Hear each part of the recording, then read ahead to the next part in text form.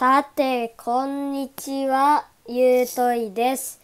というわけで、今回はね、スパーキングベイロングベイランチャーの紹介ということで、このリミットブレイクデラックスセットにね、入っているランチャーの R がね、ちょっとね、壊れちゃったんですけども、だから実力はちょっとロングベイランチャーで回せなくなっちゃうんですけども、それでもね、こっちだけで紹介したいと思うんですけども、これはね、ロングベイランチャー L ということなんですけども、ここの部分とかが、若干、ラメが入ってるんですね。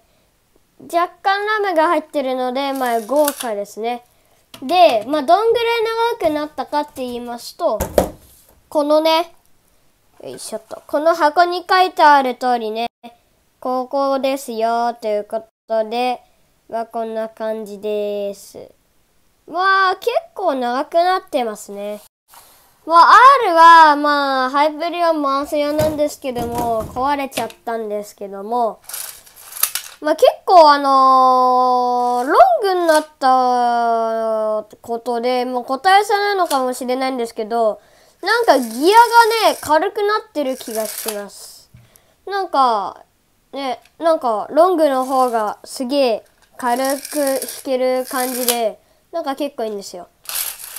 で、火花がね、茶色なんですね。僕のやつは。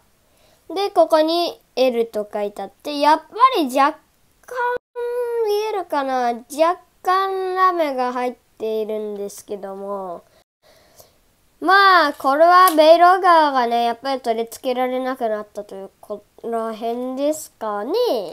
で、あとここ結構ごついんですね。だから結構手が痛くなるんですけども、こことか結構えぐれてるんですね。ここを結構ギュッてやって、ビュンって回しちゃうと結構手がえぐれたりとか、皮膚がむけたりとかしちゃうので、そこはね、あんまギュッてやらずにね、回した方がいいかなって思います。次回はダッシュベイスタジアムのね、紹介なので楽しみにしていてください。というわけで、今回はスパーキングベイランチャーの紹介でした。じゃあね、パソコンの真似。こうやってパソコンやってる人って大体手先器用だよね。はい、あれから5時間が経った今、なんとこのスパーキングベイランチャーが乗りました。イエーイ。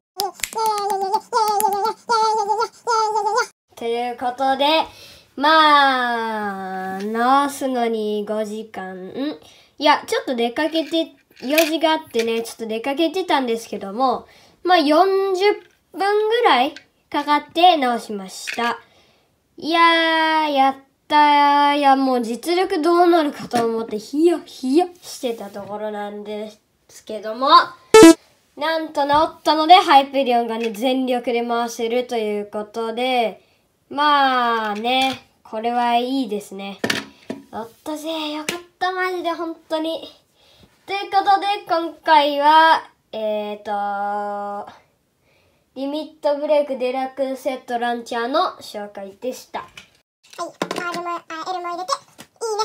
やっぱり、1個でも買っちゃうとやっぱり寂しいね。というわけで今回はリミットブレイクデラックスセットのランチャーの紹介でした。乗ってよかったら嬉しい。